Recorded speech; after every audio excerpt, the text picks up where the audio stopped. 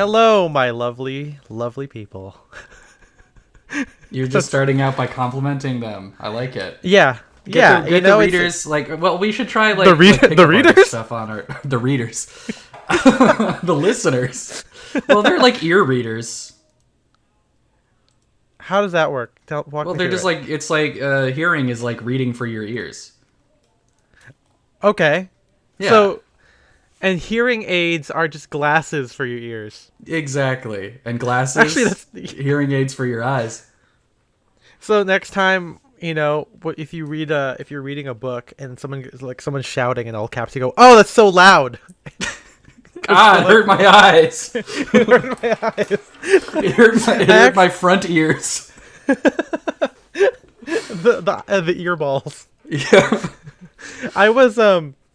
I was actually going for a Martin Sheffield Lickley thing, but then when I said it out loud, it didn't come out as British, and I was like, "Oh, it's too late now." You almost did like a Bane. Oh, it's because of all the breathing, right? It's lovely voice.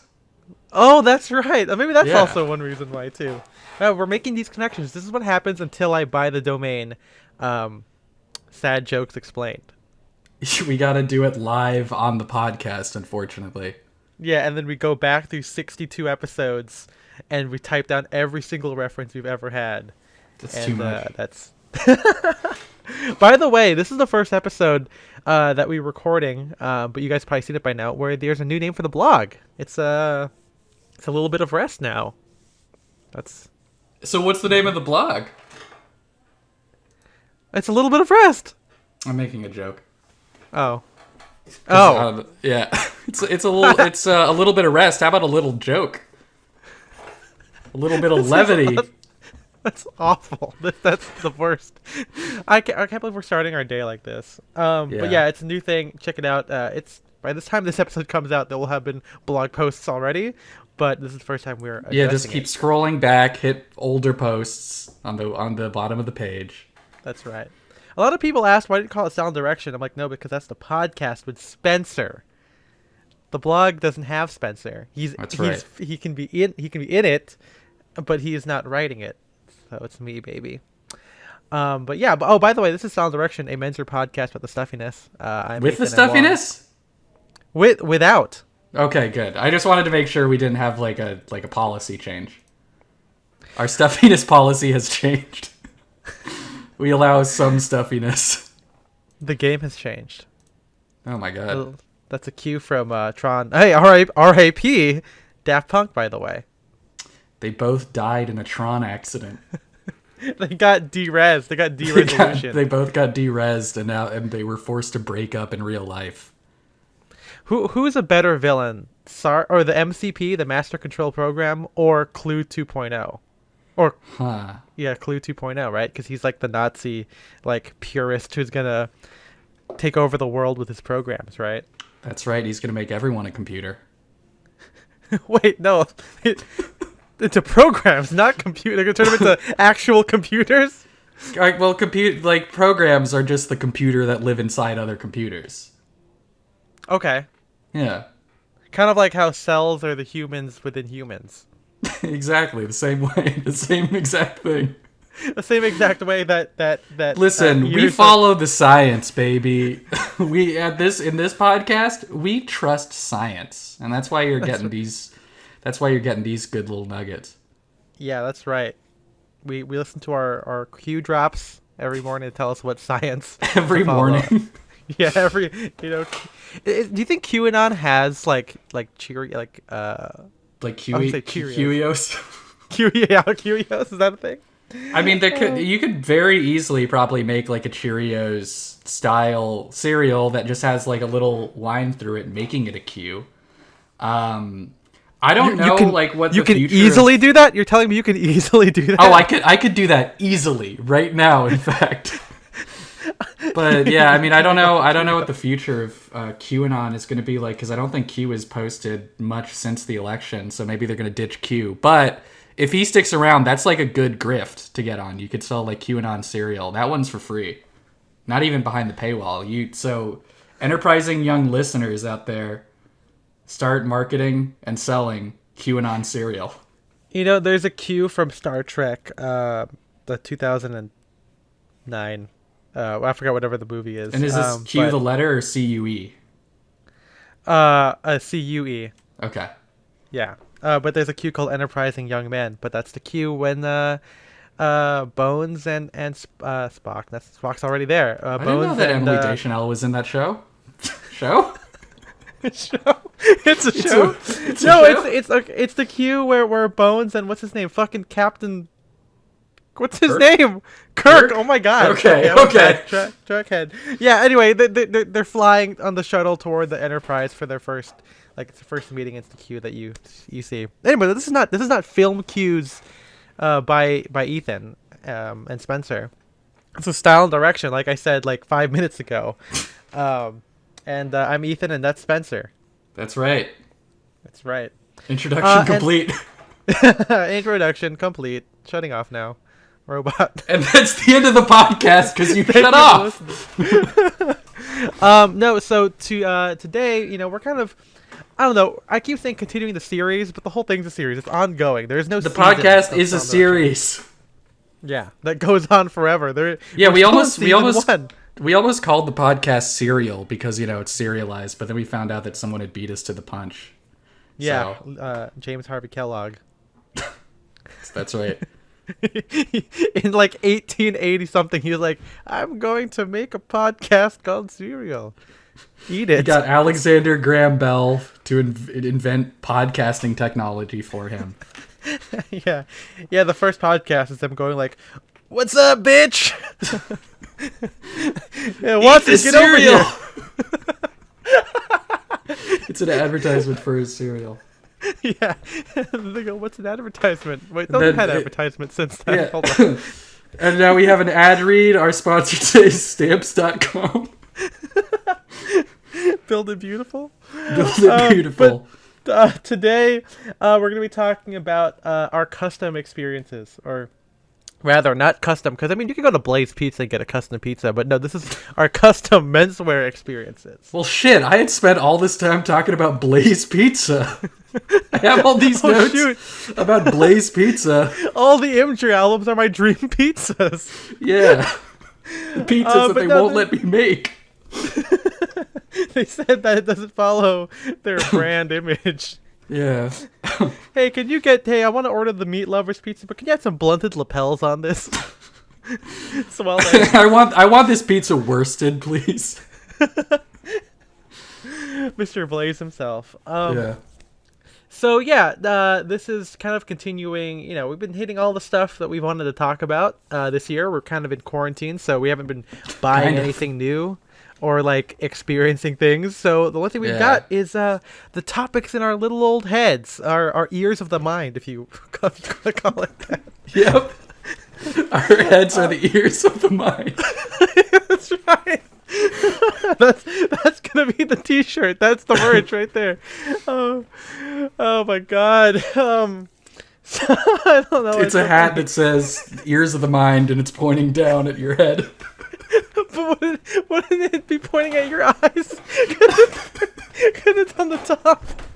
Okay, so you have to have arrows in all directions. So they know it's not just one specific point on your head. It's your entire head. The whole thing.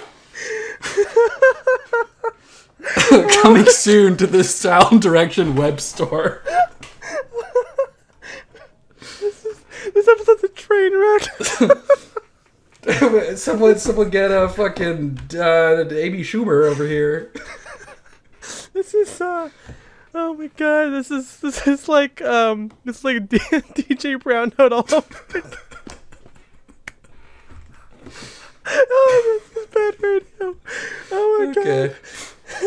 Anyway, so this topic has been talked about a lot. Obviously Permanent Style, one of the leading authorities on reviewing bespoke. He's done a lot of it, and he actually did a video with Alex Fetkovich of Handcut Radio, talking about their bespoke experiences. And hey, while we do not have bespoke experiences, we do have a little bit of custom, a little bit of rest as well.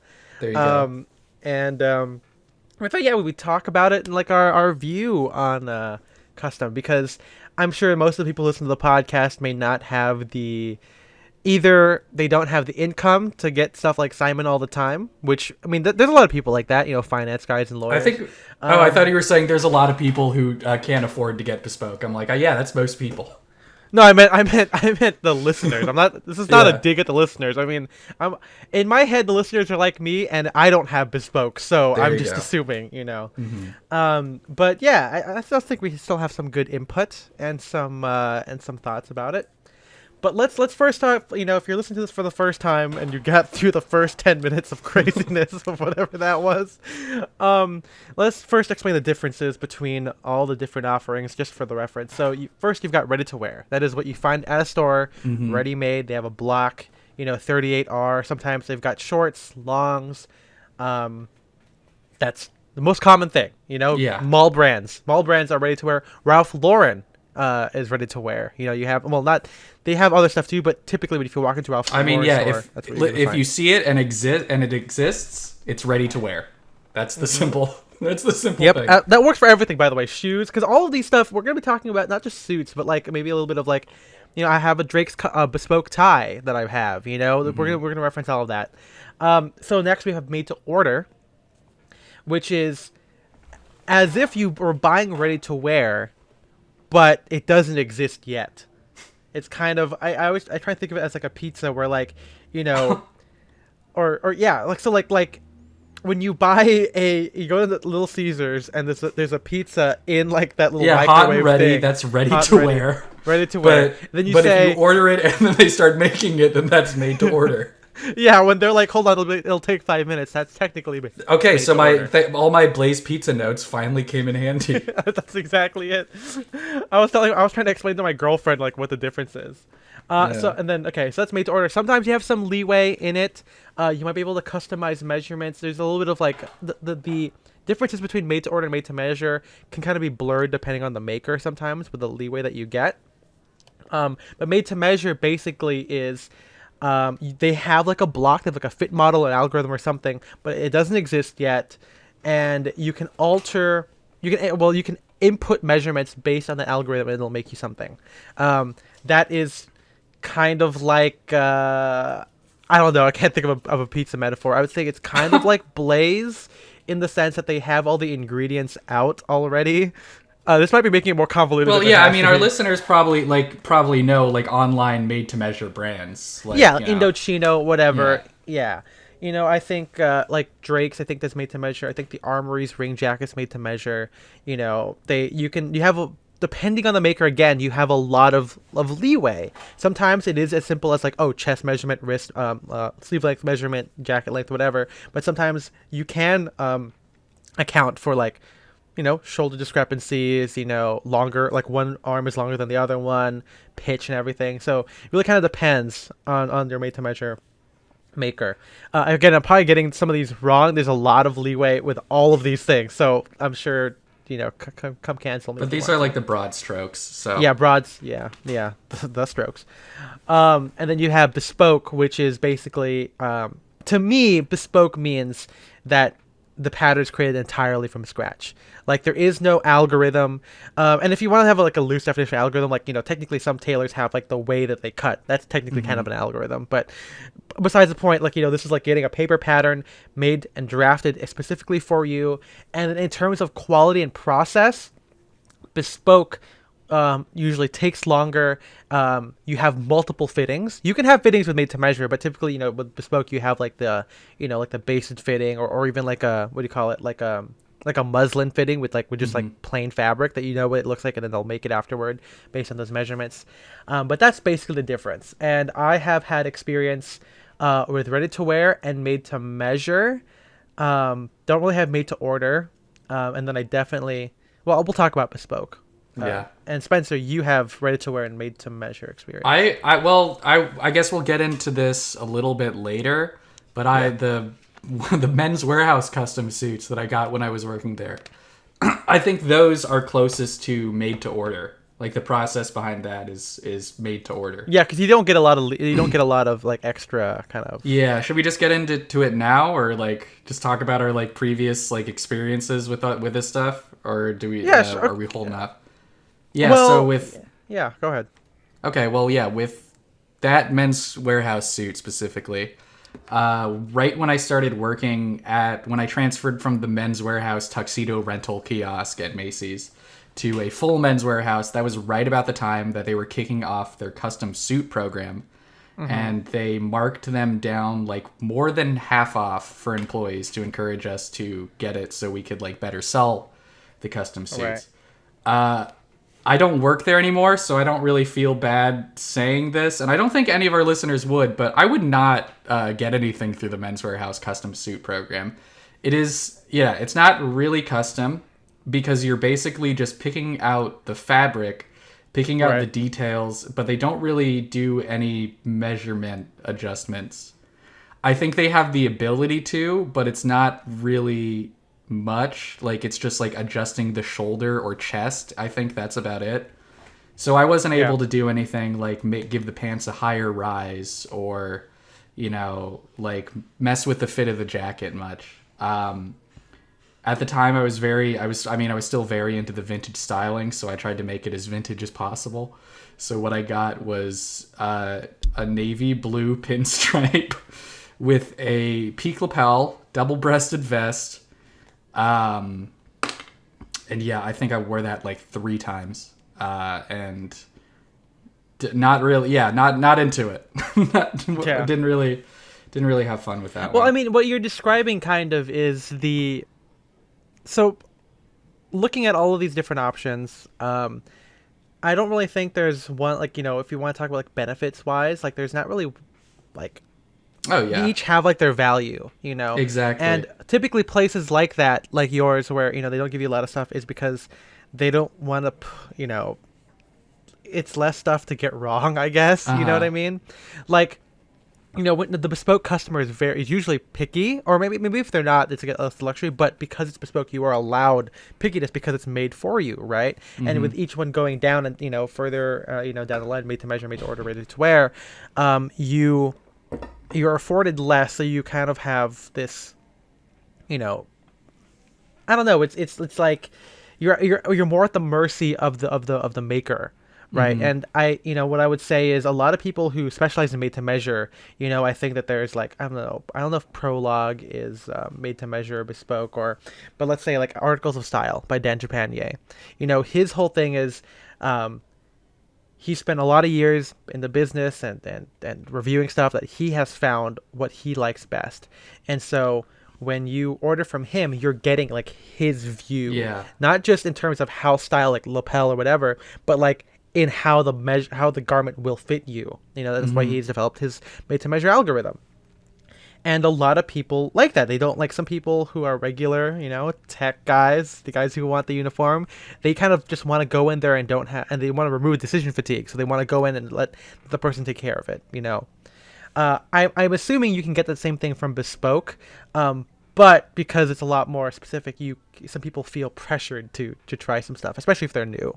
Yeah. I'm sure now, like Simon, he'll just go in there, try like the basic like house style, let the maker do it, and then he'll review it based on that, which I think is it's good because That's if, yeah. If if you you have go to, to a if you're tailor, yeah, if you're reviewing a bespoke tailor, custom tailor, that's really the only way yeah, you it's kind of can weird if you you like can give you can give a review that's going to matter to other people.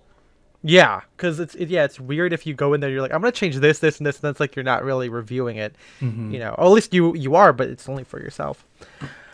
But yeah, but that's your suit. I mean, the reason I brought it up is because like I don't think that the Men's Warehouse customer would want to be like, oh, I gotta Yeah, change no, I all mean this shit, right? Yeah. exactly. Like I know that like I was not their standard customer. Like most people that came in there were happy just to get like a fucking like plain navy 2-button notch lapel suit that you could easily get off the rack. But it says cut like that they're able to choose a fun lining or something. Yeah, I mean, like that's people love saying the word custom, but that could literally mean like Mhm. anything that's not Yeah. off the rack. Because I don't, so I have had a couple of suits made. I think my first one was Indochino, and that's on the blog, I think. And sometimes, I mean, maybe not now, but like 2 years ago, I would still get a lot of views on it. Maybe it's because Indochino's SEO and people, whatever. But I got a linen, like a navy chalk stripe, linen suit, Mm-hmm. DB.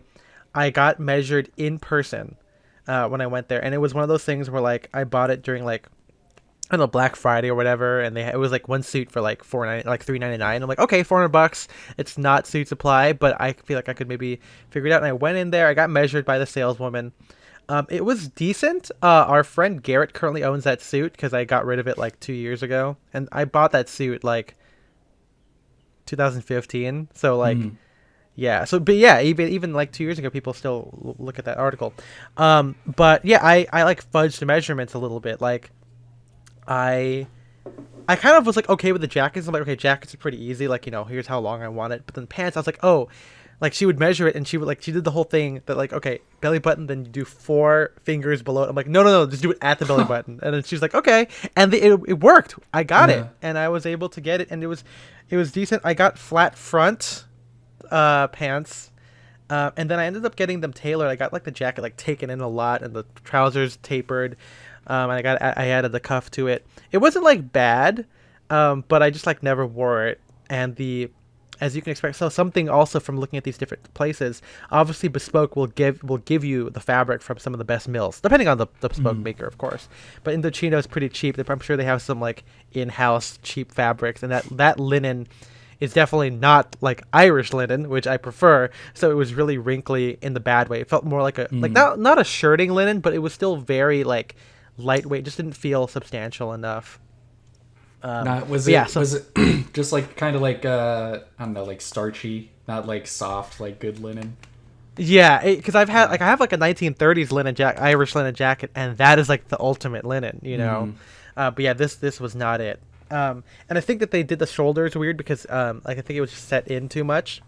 And then I got Indochino shirts later that I had Spencer measure me for, and then those Indochino suits, and I got those suits. I got like 3 of them because they mess up on one. They let me keep it. One of them was just like a fabric thing. Like they just like the Oh fabric was yeah, not. like the color was like completely off, right? Yeah, it was like a blue, like worsted, kind of flannelly. It was like electric blue when I got it in. I was like, oh hell no. So I got a regular like worsted navy blue, and then that one came in, and then they had messed up on the lining, and they made the pants flat front, and so they made Mm. another one again which was right. So that's why I ended up having like 3 different suits, and they For they the were price of fine, one. I think. Yeah, and the upper block of the trousers like fit really well. This is the same thing where like I did my U rise a lot. You know what I mean? Like I got the long U rise to get a high waisted trouser, but the pants were a little bit too narrow, and I just stopped wearing it. Of course, the jacket doesn't have some of the details that we'll talk about later. Like the button stance was decent, the lapels were decent, but just it's not the same like horizontal that I wanted. And at the Yeah. time, I didn't wear double breasted as much, and I ended up selling them off to like our friend Jay. I think the Gooch brothers bought some more of them or something. So I gave it to those guys. And now I kind of miss it because I was looking at it in preparation for the article. I'm like, oh shit, it wasn't that bad. But nowadays I I might, mean, might would buy. you like would you still wear it today? Like how were like how slim were the legs and stuff like that? I It feel has to like be at even if like, it doesn't look yeah, bad, it would be one of those things where you try it on and you're just like, nah, this isn't right. yeah. You're probably right. It's probably like 8 inch leg opening or eight and a Mm. quarter. Where now now my slimmest is like 8.5 Yeah. leg opening. But yeah, it just shows you that's kind of what I'm looking for next. What else have I've done? I've gotten a suit from our friend Natty Adams. Mm-hmm. Nathaniel Adams, the writer of I Am Dandy. He did start a made to measure business, kind of like Dan Trepanier. I got a suit from him. It's kind of like 70s looking because I wanted like a 60s does 30s, but then it ends up looking kind of 70s. Because it just It's has like a super very wide lapels. yeah. Well, it has like wide lapels with a low gorge, which I like. Yeah. And I got the shoulder pads removed. Even then, I got at the time I got the softest ones, but then I just removed them, and then I have a belt back on them, and it's also like 3-roll too, but it's interesting. I did a little too much on it, and I got patch pockets as well, so it looks kind of like a 60s sack, but then 70s because of like the belt back and kind of how Mm-hmm. shapely it is. I've never used them before, and I think the arms came in a little bit kind of narrow, and the armholes are quite high, which is some people like. I personally don't like high armholes because I think I have a prominent chest. So if the armhole is high and your chest goes out, it kind of pinches. That's kind of something to think about when you're, we'll get into that later on. But yeah, it's fine. I think and because it's so smooth, it's like a smooth like charcoal brown. I like wearing it with like, well, I don't really wear it right now because it's still kind of cold, but like I wear it with like t-shirts, turtlenecks, and like sport shirts. It's like very good as like a loose kind of a suit. I don't think it works with like a tie because I think that the figure is a little too close because the belt back makes it pretty snug because it's like it gathers at the waist. But the trousers are good. Yeah, got double pleat side tabs, high waisted pants. But yeah, I wore it to one of the Dapper days. I think it looks fine there. But the main suits that I wear that are custom are my Atelier Fugue suits. I have 4 of them from our friend Dave. Apparently, some of you guys have bought some suits from him, so continue to support him. He's doing some great stuff, and I love my current ones. Yeah. So first thing I got from him was a cotton suit. And so my first 2 cotton suits, he didn't tell me that I had some stretch in it, which is fine. But I mean, it's obviously we prefer 100% organic fabrics, but it was only like 1 or 2% or less, right? Yeah, I think it's like 1 or 2. Yeah, 1 or 2%. So my navy one I got from him was good. I still wear it. It's a little bit on the slimmer side because it's the first one I got. I don't know if also like my body might have changed since the past 2 years or whatever. But yeah, I have that suit. Next suit after that was a brown cotton suit, which is also stretched, but it's a lot thinner, so it feels a little bit more stretchy. It's fine. It's kind of like a good like caramelly, almost tobacco-y brown. I made that one a little bit wider in the body, a little bit longer in the body as well. And then like a year and a half passed, and then I was like, you know what, I'm gonna order some more. And I got these current 2 ones, which are in the same exact block because I ordered them at the same time. I have a brown twill, like full cotton this time, suit. Got the legs really wide. I went from like 8.5 to like 9. I just went straight up 9, and they're great. Cotton still takes a while to break in, and because we're in quarantine, haven't really worn it out like outside of like 5 times, and then those 5 times, I'm not even wearing it outside. I'm wearing it just in my house, so it still takes a while to break in. I widened the shoulders on it. There's a whole article on the cotton suits that I can send you guys in my essay follow up.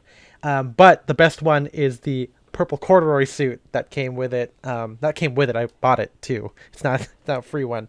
But that one has been really good. I've been wearing that one a lot, worn it out a lot of times. It is perfect. So probably gonna adjust more, make the legs maybe a little bit wider, maybe widen up the thighs and everything.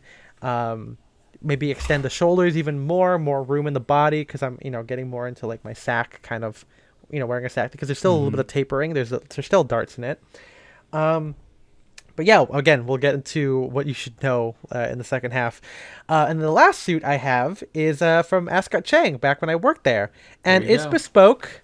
Technically it is because it was made for me, but we kind of did like a forward fitting, where we kind of gotten it. I got measured, and then they just sent like the finished garment, with like unfinished hems, but the sleeves were finished. But of course, like most things, there were some adjustments that had to be made. I did have to shorten the arms. I don't know if they reduced it from the top or from the wrist because the sleeves were functioning.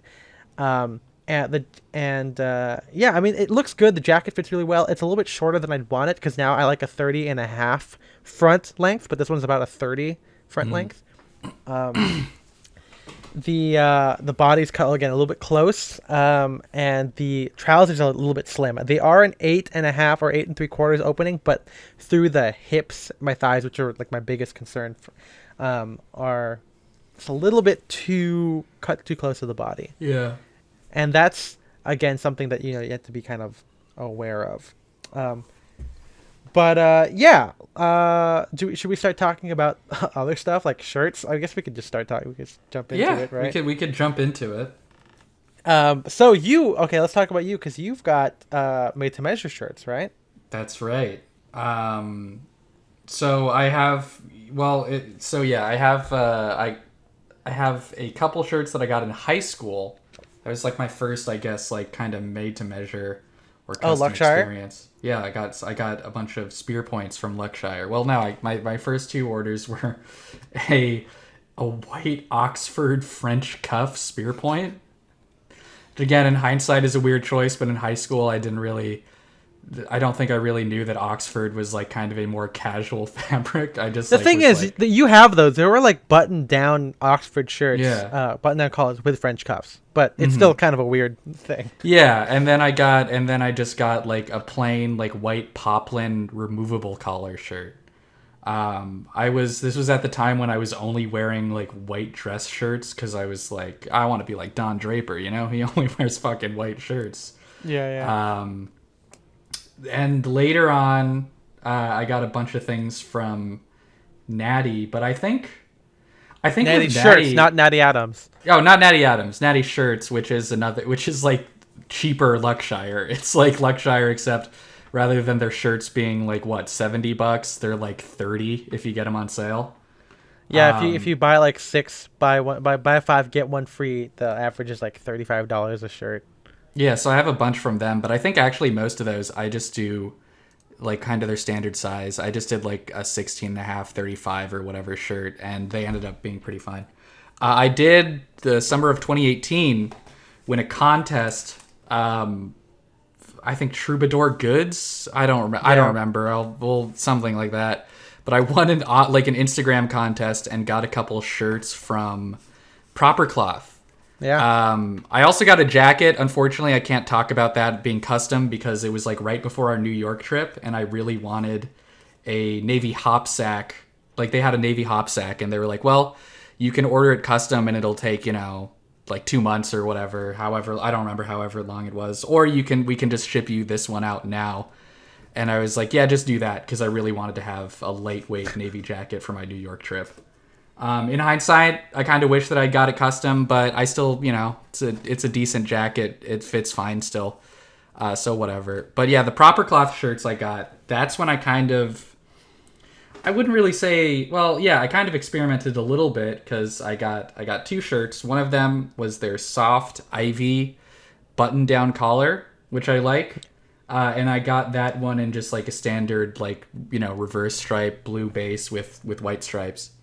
And then I got I think it's their soft like Roma spread collar, which I got in a like kind of more like Bengal stripe or candy stripe, I guess.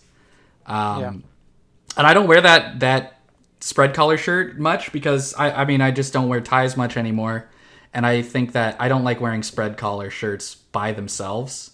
Yep.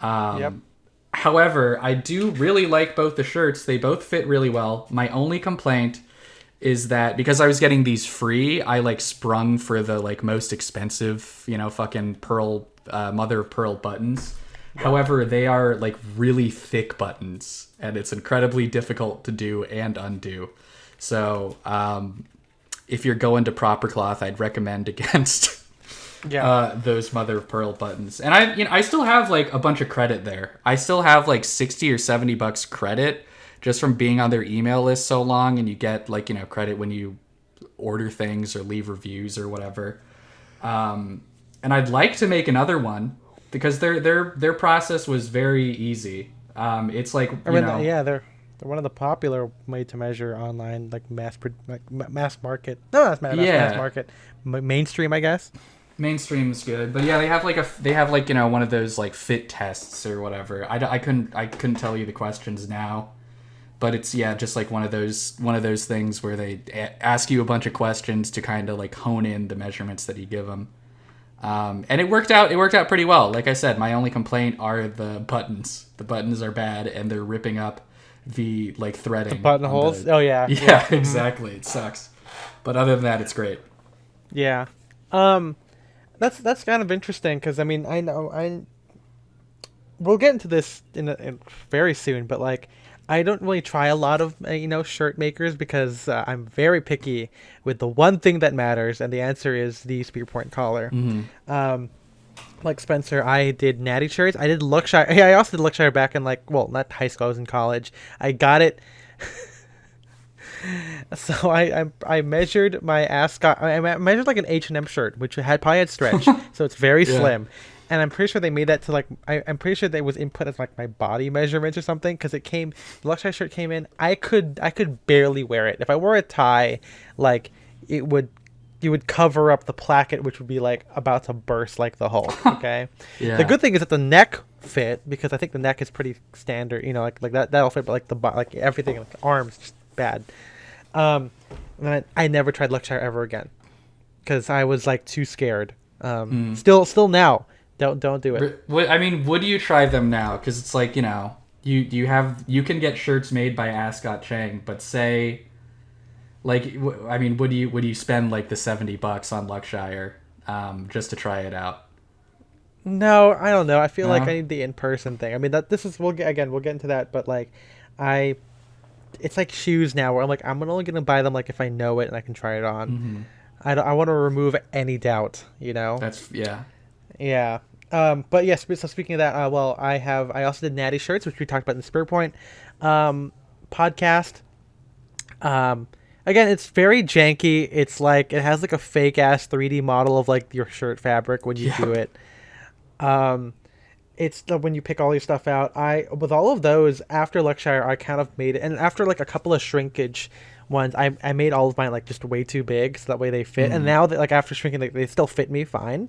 I also have like a lot of shirts. I probably have like back in like college, I probably had like 15 Natty shirts, Mm. and then now I currently have like 10 after I got rid of some of the ones I just don't Well, wear because yeah, anymore. like you said, you order like a couple at a time to get the free shipping or no tax or whatever. Yeah, Um, and takes they like had two these, 3 weeks. Yeah. and then they had these flash sales where like all their fabrics were like $29.99. So it's like, Yeah, it's also one of those things where you're at the mercy of whatever's available, like because like uh-huh. not all their fabrics are available year round.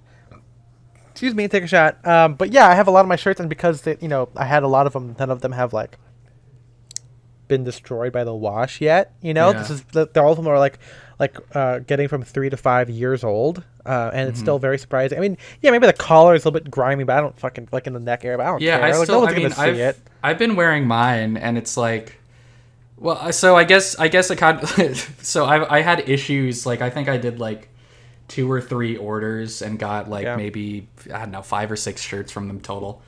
All of them have like kind of like 1 or 2 weird things. Like the first ones I got from them, I specified I wanted unlined collars, but I did not specify unlined placket. So I feel like that just kind of makes the collar sit weird when it's a soft collar, but like a stiff placket. That's weird. And then I I sent, because it's like one of the things that they said that they could do is they said it's like one of those places where it's like send us a picture and we'll replicate this. So I sent them a picture of like a 30s dress shirt I had that had like a bunch of micro pleats on the cuff, which is a detail that I still really like. I think it looks really cool. But they Bryson put it does on that. like the wrong side. Yeah. They like put it on the wrong side of the cuff, and so again, it just kind of feels weird. Yeah. And so $30 isn't bad for a custom shirt, but they're not really good custom shirts. Yeah. Sorry, natty shirts. Yeah, I mean, I think I tried getting button-down collars from them when I did Ivy. I think the collar roll was okay, but like the fabric was weird or something. I don't know. It just felt kind of off to me. But yeah, Spirit Points are good. I don't think I did anything kind of too weird, but a couple of my first shirts that I still own are fused collar and Yeah. cuffs, and I was like, oh, I don't like this. And then all my other ones are soft. Mhm. But yeah, I mean they're fine for like dress shirts, but it's still kind of weird. I still own them because I don't want to get rid of them. Because it's like, oh, I only have one plain blue shirt, and it's a Spear Point broadcloth shirt that has like a very not a stiff, but like a fused collar and placket Yeah. and cuffs. Um, but yeah, and I also we when Spencer and I started getting into like kind of more workwear details, we put in like the button flap pockets, or at least I did. But then when they do that, they put the fabric at like an angle to like, oh, it's fun and different. But then I'm like, no, just they should have just matched Yeah, it, just match it, please. Yeah. But that's because it's again you're at the mercy of these guys, and with custom it's important to know what you want and what details to look out for. We talk about that in POV and why details matter because the more you know, the more you're able to kind of have control over what you're getting. Mm-hmm. But yeah, those are my natty shirts. One weird detail, I got reverse box pleat on the back because I saw a Drake shirt and workwear shirts have that. I'm like, oh, it's kind of fun. I got those. Those were fairly straightforward. I stopped doing it because I'm like, I don't care. Just make me a regular shirt, you know. But then I have Ascot Chang shirts, and they are the best shirts, not just because of the quality, because they work with like Thomas Mason and proprietary fabrics and whatever, but they just, of course, the make is just the best. I currently am talking to Justin right now about commissioning a chambray shirt because they make a couple of shirts. I can't wait until you actually get that. Are you doing the same pocket that they have on the Bryceland's chambray? Yeah, so for those of you who don't know, they make some of Bryceland shirts, not all of them. And I asked with chambray because I just wanted to know the feeling, because I felt the USN chambray, but I didn't feel like the new teardrop button one that they have. But it's chambray. It doesn't really matter, you know. I'm sure Bryson's guys got like a hefty one. But yeah, I like the entire thing. I just said, hey, let's just do this with a 3.5-inch spear point collar. At the moment of recording, I haven't bought it yet because I'm still looking at Oxford shirts to get, because I love Oxford as a fabric. I think it breaks in the best. Don't really have a need to wear poplin like ever. And if you think, oh well, it's not businessy, no one's gonna notice. No one is ever gonna go to an interview and say, you're wearing a white Oxford and not a white poplin. Go to hell. We don't need you. No one's gonna say that. It just doesn't happen, folks. Yeah, come on, get that. Normal people don't know these rules. Yeah. But yeah, I'm asking for some dead stock fabric. But basically, I have the first one I got from them. I got a white it's like a kind of, it's not a basket weave. It's just kind of like a textured poplin. It's not a plain weave. I don't know what it is, but I got that from our one of our Italian fabric mills that we have. Or maybe it's Hong Kong. I'm not sure. Whatever. But yeah, I got a white one, and I got a navy linen because I wanted like a denim shirt, but then I already had a denim shirt, even though it's bad. But that one, the bad denim shirt was from Natty, and it was a very like 90s denim. It was like, it wasn't like a work weary or like a faded denim. It was like it's weird. You'll see pictures if I still have them. But yeah, I got the navy one and the white one, and they were made kind of, again, with bespoke. Typically, the idea is to get something that's fitted for you. So these were a little bit slimmer, a little bit shorter in the body. And the collar I got, I was a little bit nervous because I got it like my first year I worked there, and so I got whatever collar that they had was closest to a spear point. But the next time, like the following year, I was able to order from their Dead Stock Oxford collection, which is like, no one buys it because it's like, no one wants like the old fabrics, but I do. I got those ones, and then I was able to actually design my collar, which was basically based off of Natty shirts. It's less blunted than Natty in terms of the spear point. And then yeah, I got those ones. I got a little bit wider in the body, more room in the chest, a little bit longer, more room in the arms. Monogram pleated button flap pocket, which I really like as a detail, and then this time probably gonna get it even wider. And I know you guys are probably thinking, oh, it's bespoke, but I'm like, yeah, it should fit you, but also it should be what the silhouette you want is as well. Okay, I was gonna casually keep going through a little bit more. I have some pants, made to order pants from Hertling, just typical. I said size 32 waist, classic fit. I increased the rise a little bit, so that I think the rise is like 13-inch rise in the front. Really good, 8.5 or 8.5 to 8 3/4. I think it's like right in between their leg opening. They're really cool. Wear them a lot. Again, fairly straightforward, made to order right there. I think that's my only made to order pants, I think. Then I have a Drake's made to order tie. I guess it's not really a bespoke tie. It's bespoke if you want to have a loose definition, but I just picked the lining, the length, and the fabric, and that's basically the Drake's tie. All of these, I think, have articles with them, so you can read all about them in detail in my follow-up essay if you want to, find out what the process was like and everything. Who could forget? We have Stofa. That's right. We have made to measure pants from them. We both got measured in person by Nick Ragosta. I like Stofa a lot. It's a little bit expensive because, Well, I mean, it's exactly worth the price because they have really cool proprietary fabrics. Like we got the peach cotton, which I think Yeah, is that one's great. really good. I think Spencer and I both got them too slim for what we like now. Yeah. Yeah, I I was tried gonna my say. best, but yeah. Yeah, it's like I wanted to get them out before this episode because I got a pair I got a pair of pants from them, and I wore it. I wore it a decent amount when I first got it, but then I gained weight and stopped wearing them. I have recently lost weight, and I think I could probably fit in them, but I have too many clothes, and my clothes are kind of like spread around like 3 or 4 closets in my house, and I straight up can't find them. Like I know they're somewhere. They're probably just like What the heck? I can't find my pants. I have too many clothes. I can't find my pants. Gotta use your mind ears. I gotta use my mind ears to find my pants. No, I still fit into mine, but they definitely have. I mean, I had to let out my brown pair, which are my first ones I ever got. They are the slimmest ones, so I had to let them out. Mm-hmm. They've also shrunk twice. Every Yeah. time I've dry cleaned it, no idea how that happens. I don't understand it. Yeah, that's Like- the other issue. Is like pretty soon after I got them, they got them dry like cleaned. I took them to the cleaners and they shrunk, and so they were all of a sudden a little bit too short and a little bit too tight in the waist, and I was like, well, fuck. Yeah.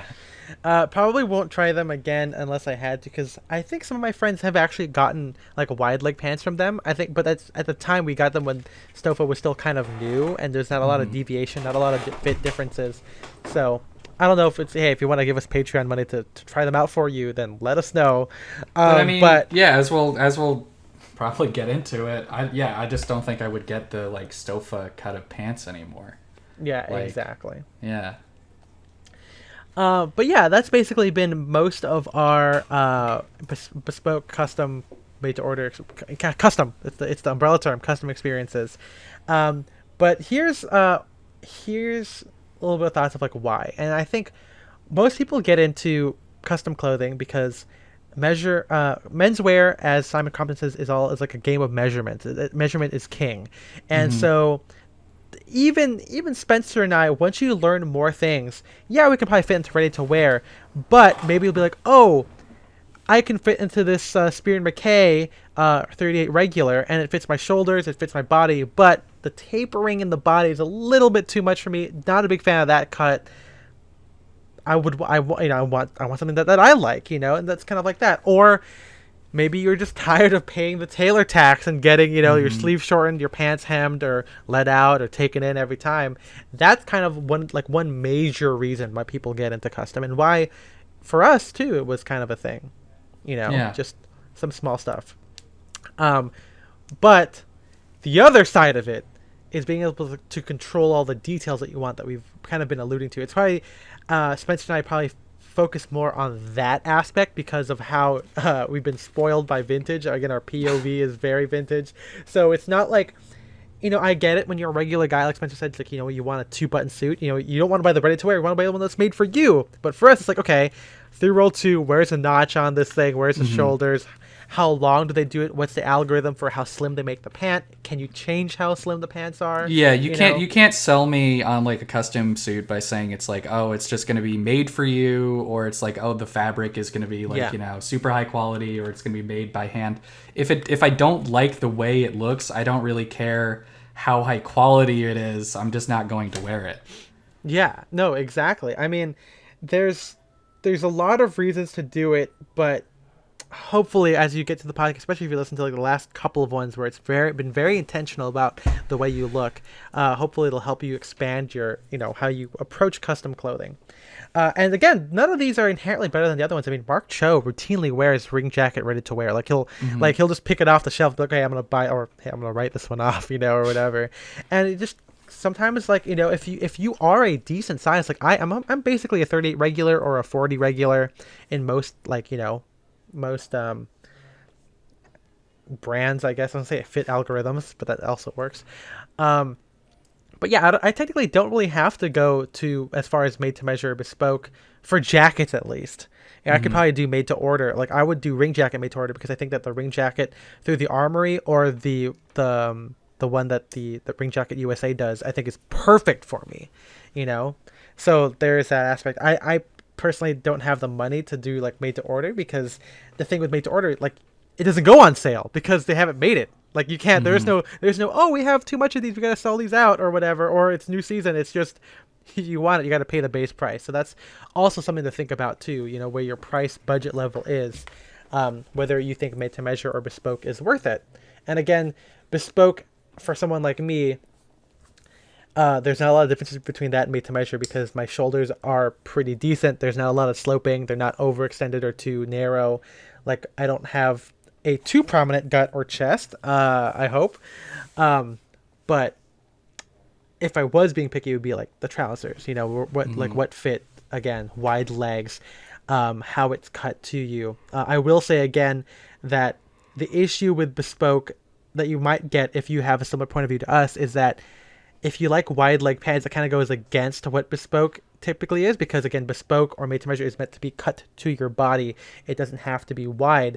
And so sometimes when I get wide leg pants from custom stuff, like my Ascot Chang one, yeah, the leg opening is pretty good, but the way it's shaped to my thigh is a little bit too close. And that can kind of happen, just like with like some of my jackets like Natty Adams. Sometimes I'll tell you a few from the earlier ones where it just doesn't fit like a ready-to-wear garment, because it's not a ready-to-wear garment. There is not this like basic block, you know, allowance. It's literally, you know, it contours a little bit, you know, and that's something to kind of to be aware about. If you're used to buying a sack suit with there's no darts, you know, very block fitting, you know, comparing that to something from made to measure, bespoke, or even made to order from a brand that cuts to your body, can be a different experience. So you got to be kind of aware of that.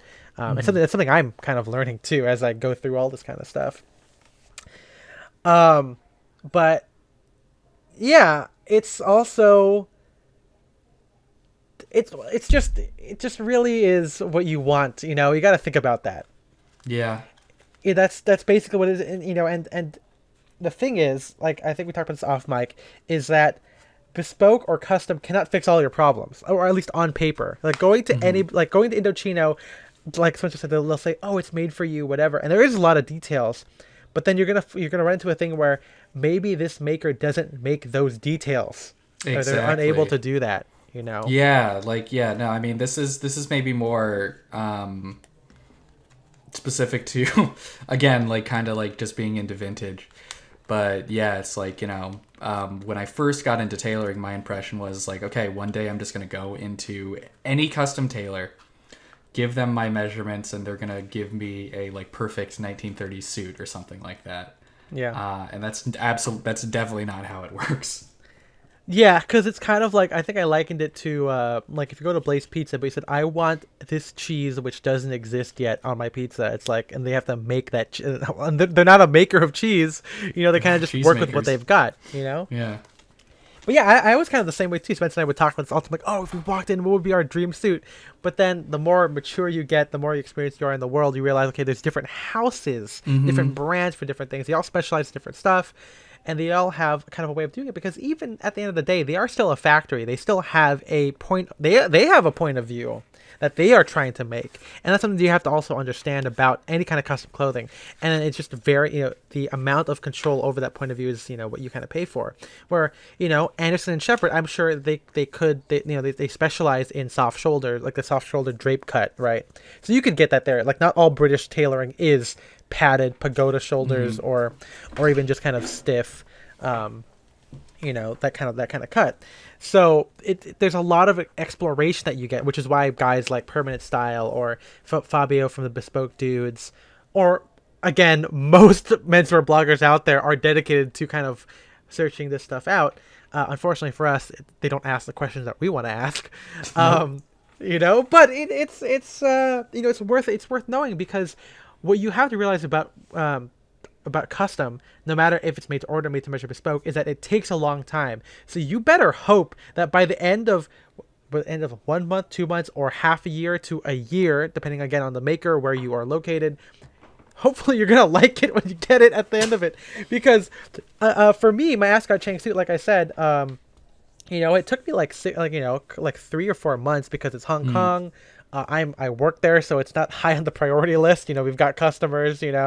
Um, I got it, and by the end of those 4 months, I kind of realized that I liked longer jackets. I liked the wider cut, really roomy stuff, but can't really change it. And of course, we didn't do the fitting because we kind of accelerated it because you still had to pay for the shipping back and forth between Hong Kong, right? And that was kind of, it's not really a regret. I mean, it's fine. It's like a modern, it still probably looks vintage to a lot of people, but like, for me, it's like a very like normal, modern, contemporary 3 World 2 suit. And I kind of wish, it's probably good that I didn't pay for it because I worked there. But like if I had paid the $2,500 for this crisp air garment, might have cried after if I just realized how much it doesn't really fit into what I'm currently looking at. I still wear it. You guys see me wear it all the time, and when I feel like wearing a suit. It's like if you're spending a huge amount of money on something and you're going to be thinking about it for like months before you see it. Ideally you would be very happy with what comes out, but I think especially like in your first like bespoke experience, it's not going to turn out that way. It's like trial and error, which sucks because it's very expensive. It's very expensive and time consuming trial. Everything you do, especially if you don't go to the same maker routinely, it really becomes like it's like a pursuit of what you're looking for. Each one gets better and better and more of what you want. And sometimes it doesn't mean like, oh, you get the measurements cut closer to your body. Sometimes it means, oh, like maybe you want to try something wider, or your style is constantly evolving. At least for us, if you're in the kind of similar younger menswear, or even just new to the whole thing, it's very experimental, and that's why bespoke kind of becomes lofty, because you're paying $3,000 to $6,000 for something that's basically an experiment, right? And I don't think I'll ever have that money unless you are a lawyer or a finance guy. I mean, maybe that's only if you're as picky as us. If you are just like a wealthy guy who doesn't really care much about clothes, but like wants to look better than the schlub in the fucking like Men's Warehouse off the rack suit, you'll probably be happy every time. But yeah. I mean, again, not everyone in the menswear world has our POV, because I get questions a lot like, oh, what do you think about this? What do you think about that? Maker, why don't you try this? And it's just like, I need the details. I need these things that I'm looking for. It's gotten less and less over time, obviously, as I worked in the industry, and I appreciate other styles as well, but it's still, it would be nice to spend, if you're spending that much, you might as well get what you want. But basically, so getting what you want, that presents into another problem that most guys run into, where when they get custom, doesn't matter if it's bespoke, doesn't matter if it's made to measure or whatever, but they go overboard with all the different details. We kind of talked about how, we got all the shirt stuff, and this actually could apply to anything, right? Like we talked about with our shirts, right? We talked about getting big mother of pearl buttons or whatever because you want that. We'll say Aska Cheng does thin mother of pearl buttons, but that's what you get with bespoke. It's so good. It's mother of pearl feels great, and when it's like nice and thin, it just slides right in. Yeah, maybe. Not the thick ones. But like with shirts, some people get like, oh, I want to get the extreme cutaway because I don't find it anywhere else. Or even if you're me, oh, I want to get a contrast collar spear point with like a banker stripe, like blue and white, like Dobby stripe shirt with a white collar, white cuffs, but I'm getting it in a 4.5-inch spear point. That's crazy, man. It's like nuts.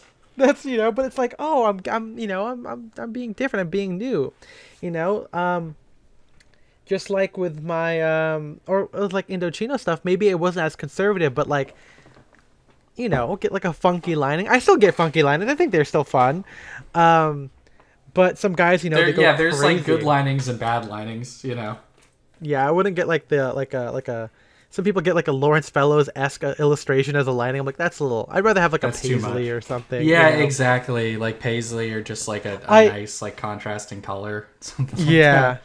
I will say though that one thing that you can't get enough of is adding how many pockets you have on the inside. I think that that's fine. Oh, Like you that can is go nice. overboard. Like pen pocket, phone pocket, two breast pockets on the inside. Like that's fine. Like you can do that Yeah. whenever you want. But I think on the flip side, when you get pockets on the outside, people do like, oh, hacking pockets, hacking, Ticket pockets. hacking ticket pockets, hacking patch pockets. I have seen that. That is Oh fucking man. weird. 3 roll two, 4-on-1, peak lapel or notch lapel DB, whatever. They go crazy. And sometimes that's okay. Like if you really want that, you should. But hopefully you think about it a lot beforehand because then you might run into the thing where you don't wear it because it's too crazy.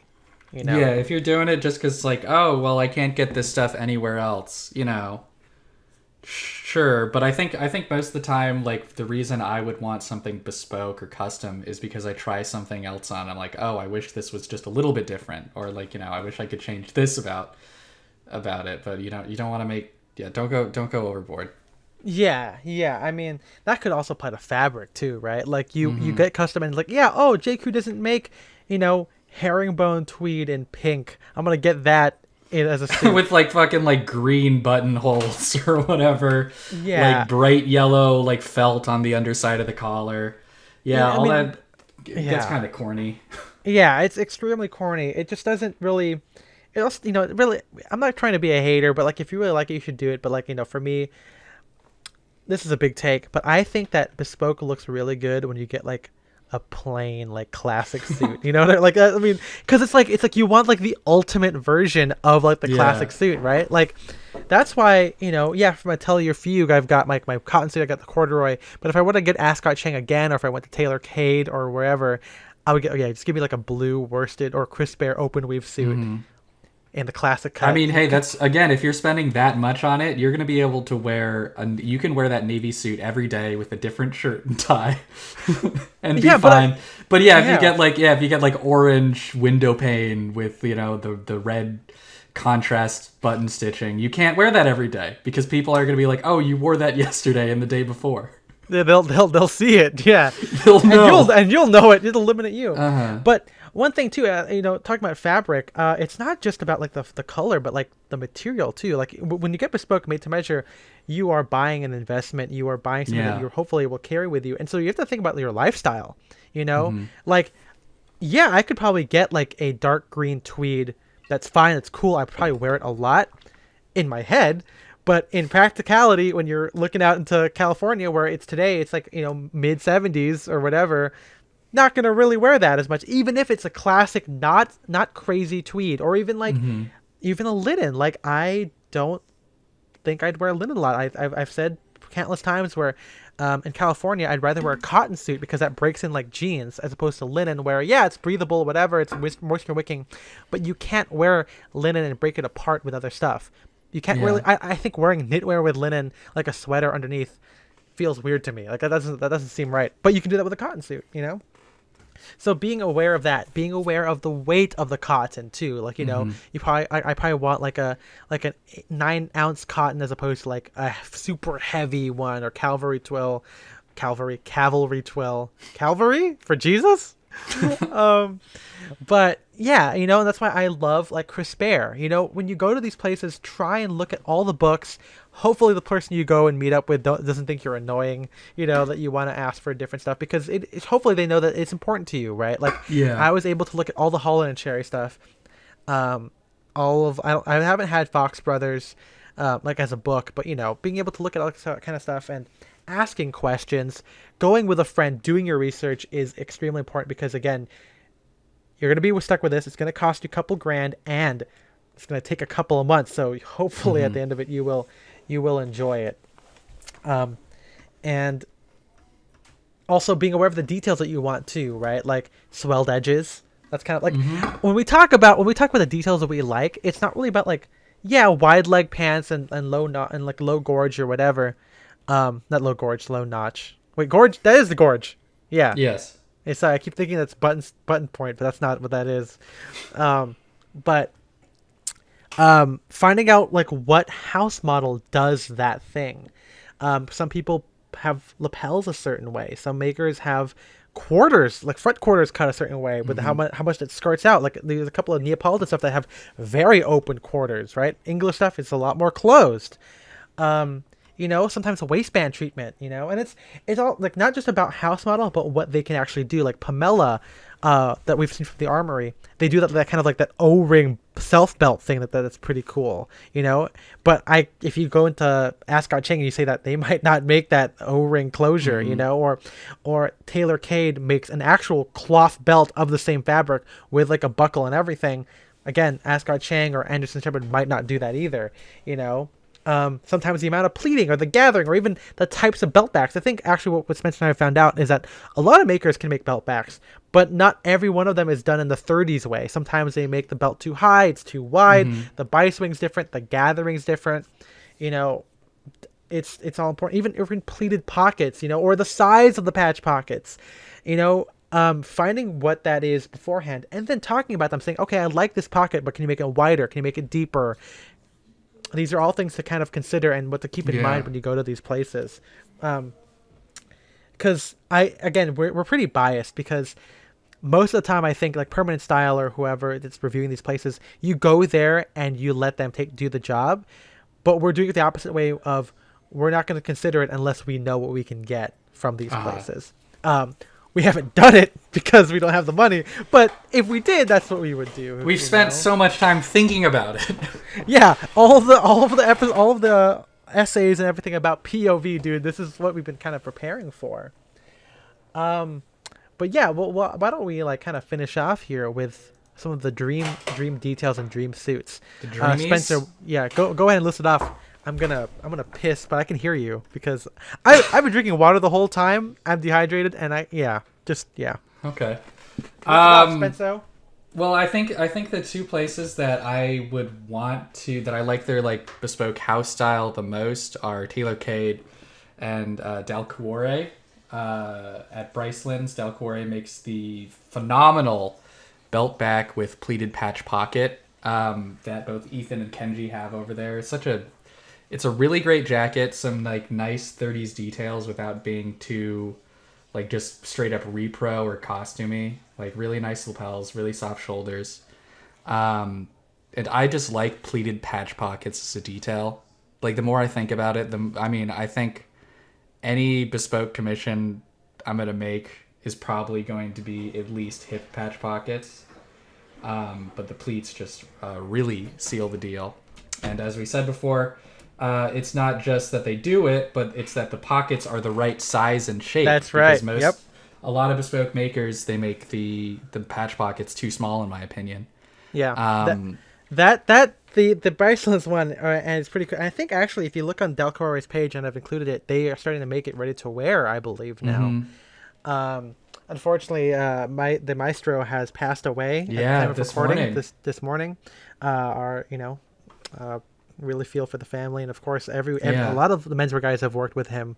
I wish I would have been able to meet him at some point because I would have said, or use a translator and say, you're great, you're so good.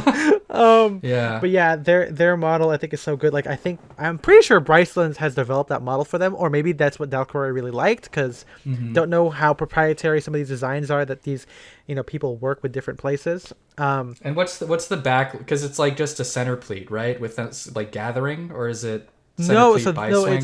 It's a buy swing with a belt, but there's no pleating. It's just the at least on the ones are ready to wear for Dalcore. I don't know about like if the Bryson's guys did. Yeah, I mean, it's like I would want to like try it out, but maybe this is my version of going too far. I would want to see if they could do like a center pleat or at least some gathering.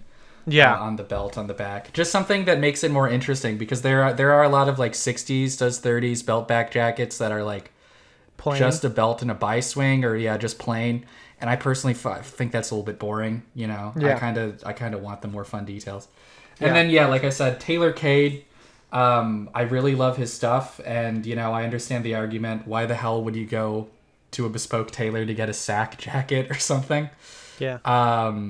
But yeah, it's like really one of those things where it's like I just love old school like IV sack jackets, and no one's making new versions of those except for him. So it's like if you really want something in a specific fabric or like whatever you know. That's who you got to go to. Yeah, and by Ivy Sack, I'm talking like 60 style, like the kind of curved quarters, kind of slim to moderate lapel kind of approach. Of course, there's like swelled edges, all that good stuff. Well, something that, again, like we talked about, a big thing about bespoke is, or made to measure or whatever, is getting the fabric that you want, because they might, you might be able to find a sack jacket on eBay in flannel, but we live in California. We want it in cop sack. We want it in crisp air. We want it in cotton or whatever. Or like what the fuck he's wearing when he's wearing like a fucking linen, like off-white linen, with the self belt and like the patch pocket, like the flat patch pockets or whatever. You can't get that. You might be able to find maybe a linen, vintage Brooks jacket, but the full suit with the belt, that's the whole reason you kind of get it, especially from him. Exactly. Yeah, I know that he's made a couple of stuff, like there's a pleated patch pocket version from the Armory as well. So there's a lot to love about Tailor Cade. I was able to try some on. I think it's great. It's like, it must be, in my head, it's like if you walked into like a Madison Avenue tailor in like 1961 and you're like trying on what people were making. I think it's fantastic. I think the price is pretty high. It's like $3 to $4 for like a jacket, and then $5 to $6 for a suit. I don't know. It's gonna be a while before I get this. Yeah, I'm not sure exactly the prices or how long it takes. Obviously, it would be best if you did business in Japan, so you'd have a reason to go back every once in a while, because otherwise, he doesn't go to New York as often either, and then you'd wait for the next year to get the fitting or whatever, so it'd take a while. But yeah, Ring Jacket, Dalcomore, I think are great. I really, other than them, I don't know if I would really get a lot of bespoke. I think Anderson and Shepard's pretty good for bespoke. Again, big house, big prices, not sure if I would be able to afford it anytime soon. But yeah, they are they're great.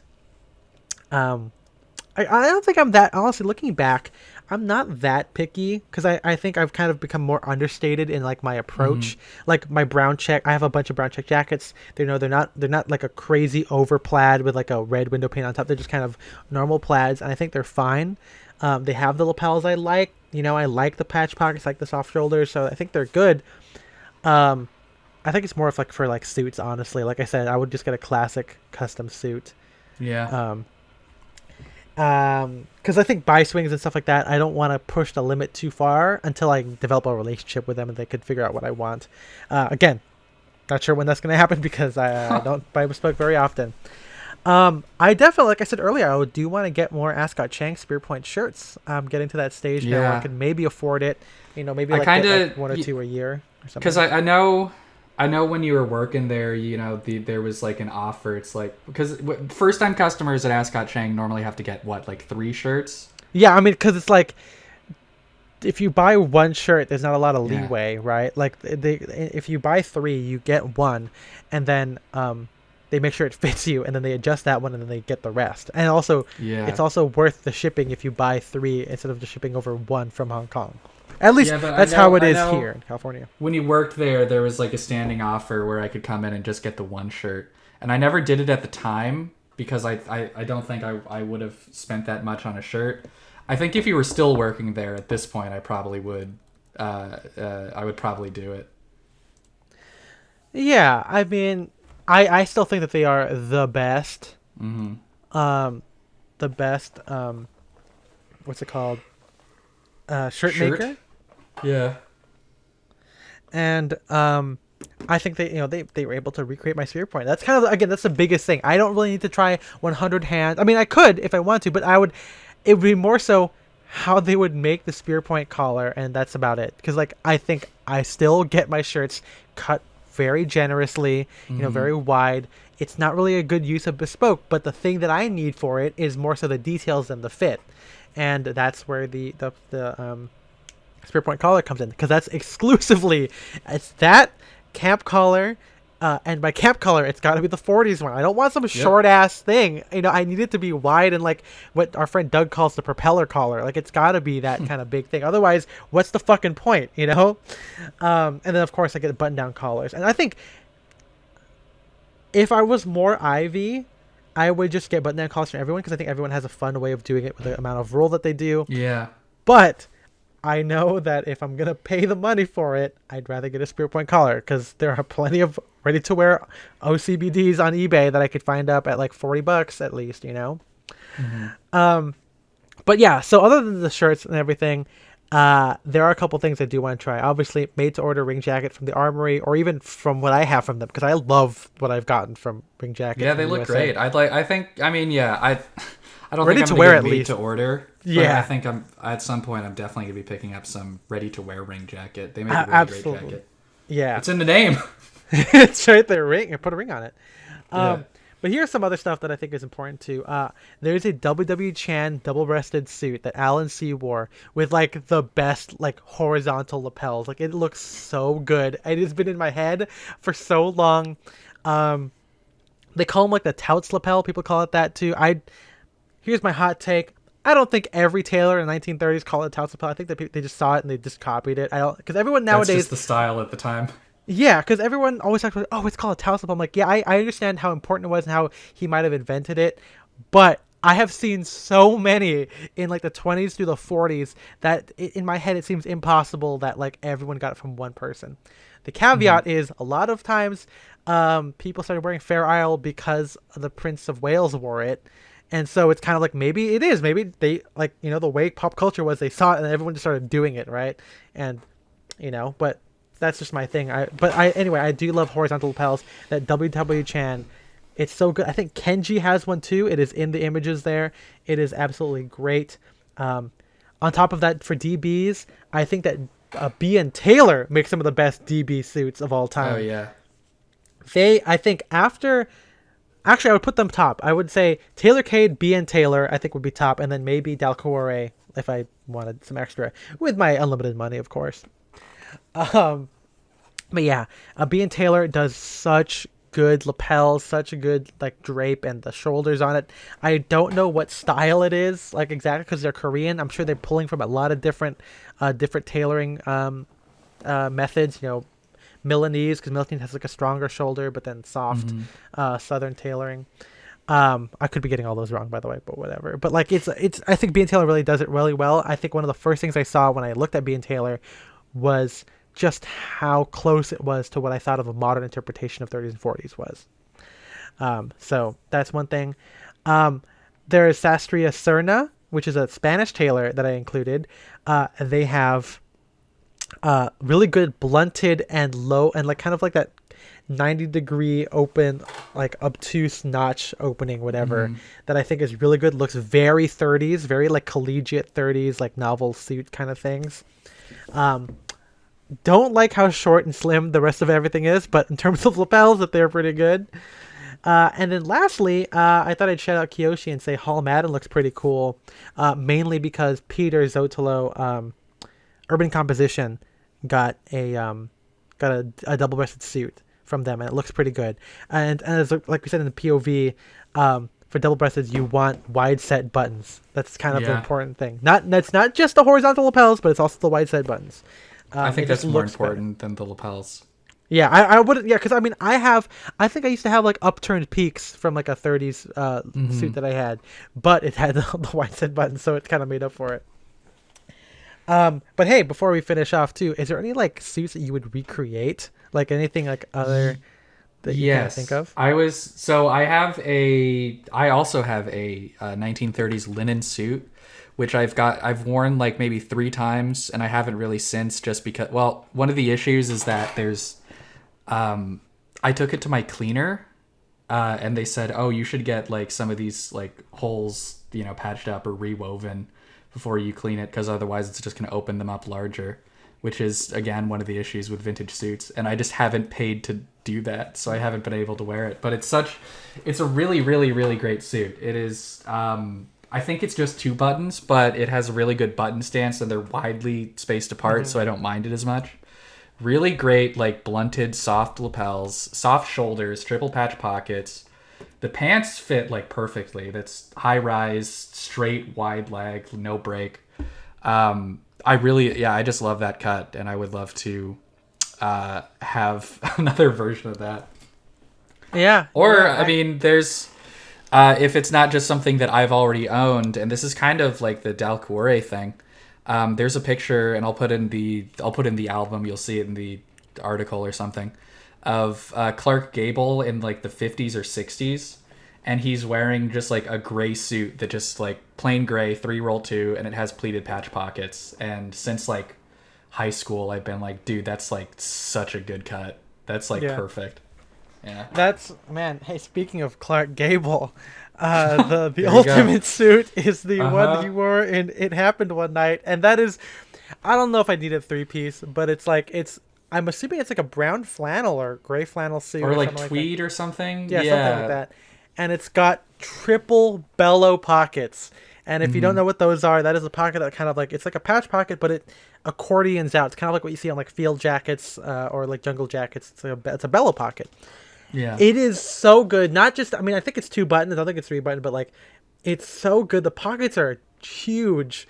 And the lapel is perfect. The same droopy, blunted notch. And then, of course, pleated, trousers, wide legs. That, to me, in a like, you could get that in linen. You could get that in flannel. Yep. I don't know about cotton, but maybe that cut, but then patch pockets, like regular, not the bellow pockets, but like that is like the ultimate suit. I know that we've included a picture of a guy. I forgot his name. I think it's Andrew. He's like a photographer or a filmmaker in New York, but he got a similar suit or inspired suit by Jay Muser. Okay. And it's in like electric blue flannel, but I think it still looks pretty cool on him. And I mean, it's proof it works. I think it really it's proof that it fucking works. And I would definitely get that kind of recreated. In terms of stuff I already own, I mean, I think that my what do you call it? My Palm Beach suit is pretty good. I would get that cut redone, maybe a little bit more room in the body and the jacket because it's kind of getting small. But like, yeah, perfect, button points and horizontal lapels and everything. I still own some belt backs I think I'm kind of getting rid of because I just don't wear them anymore. Plus it's like too heavy and whatever. But I would love to see those recreated as well. And some of the reasons that I think vintage collectors do stuff that, or excuse me, take a shot. Why vintage collectors buy stuff that maybe don't be the best condition or they don't wear it, it's because they want to reproduce it later. Yeah, so it's like you get people, I mean, like, our friends at Joyride, didn't they buy that leather jacket off of you? Yeah, I don't know if they've made it, but yeah, I bought a black leather jacket with green suede, like two-tone kind of a thing. Super beat brown. up, but it was like, it was pretty cheap. Right? Yeah, they bought it off me for like $50 because I bought it for $50 or whatever, and they're like, they wanted to recreate it or have it as like a model to show things. And yeah, I mean, that's kind of why I've kept some of my belt backs and everything, because it would be great to kind of redo it. I'm not sure how feasible it is, you know what I mean? But it's better to have something they can see instead of just you describing it as words, because that way you can show the tailor, or at least the salesperson or whoever representative that you're seeing from these brands, that way they can understand what you're looking for. And especially if also, like, some people buy things even if it doesn't fit. I like to buy it if it does fit. That way you can say, okay, look how it fits on me and the details, and you can just say, okay, I want this changed or whatever. That again might be harder because places have their own house style. Some people might be resistant to certain details that you do, But that's kind of like the kind of the fun of clothing, is that you're able to kind of try different things, and as you experiment, you kind of figure out what's important to you, what's not important to you. And again, for us, it's our hope that you figure that out before you pull out the credit card, Good idea. Yeah, a good idea to think about these things. Yeah, that's why it's important to have a bunch of inspiration albums, or reference pictures, collecting, buying stuff, trying ready to wear, asking questions, meeting new people. Because yeah, I mean, like our friend Ryan, he has bought a couple stuff from Pete Johnson and Sid Mashburn, and he loves their house cut, and he knows what to do. And now, after getting like 3 or 4 suits from them, you just go in there, say, I want that fabric, make it like last time, done. And that's kind of like, maybe, I don't know if it's a dream, but it's kind of a dream where, you have an understanding with a maker or a brand that they, that's exactly what you want, and all that's left is you just pick the fabric and they make it for you. But we're not there yet. We're not close. We only have a couple of things, and it's one of those things where I wonder if Spencer and we've had our style because of our limitations, right? Like, I wonder if are we into vintage because of how cheap and affordable it is to get all the details we want. I think I used to think that, but now I'm at the point where I mean, most of my stuff is like secondhand. I'm still looking at like ready to wear sport coats. I think I just like vintage clothing. Mm-hmm. That's the same thing for me as well. Yeah. I really. It would be interesting to know when we get to that next level where we're able to kind of commission what we want. This is still very speculative, still very curious about the whole thing. I mean, here's like, as we were talking about in the Discord a day or two ago, you can get cotton suits, but they're not going to be like vintage cotton, not for years and years. And that's one of the other reasons I like vintage clothing is just how when you buy it and it's already broken in, Yeah, I mean, like I said with my Atelier Fugue suit, right? Like, I got the brown one. It still gets kind of creasing around the crotch because I'm still wearing it. I'm still moving around. It's still retaining that stuff. It hasn't like gotten that, like, well, it sounds gross, but hasn't soaked up the moisture of wearing it, and the sun and the elements, and then having that kind of applied to the drape, right? Like, they don't feel like my World War II chinos because I've worn those all the time. I've washed them. I've dried them out. I've gotten stains on them. It does. You don't really get that with tailoring, which is why, again, it's very important to know what you're getting into and what you want, and don't beat yourself up. If you can, take it from me, don't try not to beat yourself up if you make a mistake. Do as much research as you can, but also learn to appreciate things for what they are, and I think that way you'll still be able to wear it and still enjoy it. It's still a very intentional thing. You're wearing it because you created it and you kind of designed it, even if it's not the exact same thing as what you currently want. I'm saying that absolutely as I try not to make my Ascot Chang suit look like a waste of time. But no, it's still great. Yeah. Anyway, guys, thank you for listening to the podcast. I know this one was a little bit longer, but it's because menswear is fun to talk about. And the first 10 minutes was absolutely crazy. It's called a cold open. That's right. Do you guys remember? I don't know if I told you guys listening to this, but a guy listened to the first 5 minutes of the Slouchy article, the musician article or something, and he goes, "Can't listen to this." Yeah. He commented on the article. Yeah, ears in the mind. No, but he made the point to comment on the blog saying the podcast is unlistenable. The first 5 minutes are extremely vulgar. It's because we were talking about MILFs and myths. And myths. I mean, this is the MILF cast. I don't know what people expect. Yeah, come on. Yeah, MILF cast. I want to stuff some MILF. But anyway, you can support us by going to patreon.com/styleanddirection. It is where you can support us. We also, in addition to this, it's not really like an addition. Like we are regular streamers. That is what we do. Mm-hmm. Twice a week. Wednesday and Saturday. Twice a week. That's right. And if you give us $10 a month, we say your name. And so big thank you to Seth Peterson, Eric Hall, Austin Malott, Shane Curry, Philip Gagard, Audrey Jessica, and Jeremy Ostreicher. But hey, if you want to support us, what else can you do, Spencer? Of course, you can go to iTunes, leave us a review, 5 stars, pretty please. And if you write a review, that's a big help. So yeah, we'd appreciate that. If you don't want to donate to the Patreon, that's another great way to help out the podcast. Yeah, exactly. And of course, we'd always love to see if you guys support or showed you support by just appearing in our streams. The chat for the streams is always pretty active, and also our Discord for the Patreon is very active as well. Mm-hmm. But yeah, my Instagram is @EthanMWong. I'm Spencer DSO. Thank you to our producers, Matt and MJ, for producing the podcast. And we love you. We'll see you. We love you. Yeah, we love you. Oh, don't forget to read the essay. All the pictures of what we talked about will be there. Don't know if I always remember saying that, but it's there. It's a visual. Fashion is a visual medium. And like we said with our tailors, it's one thing to talk about it. It's also another thing to show it. Mm-hmm. Show that dick. To the MILF. to the MILF, yeah, and she'll see it with her ear brain, ear eyes, Ear brain. The ears of the mind. Yeah, there you go. That's it. Okay, we'll see you next time. Bye bye. Bye bye.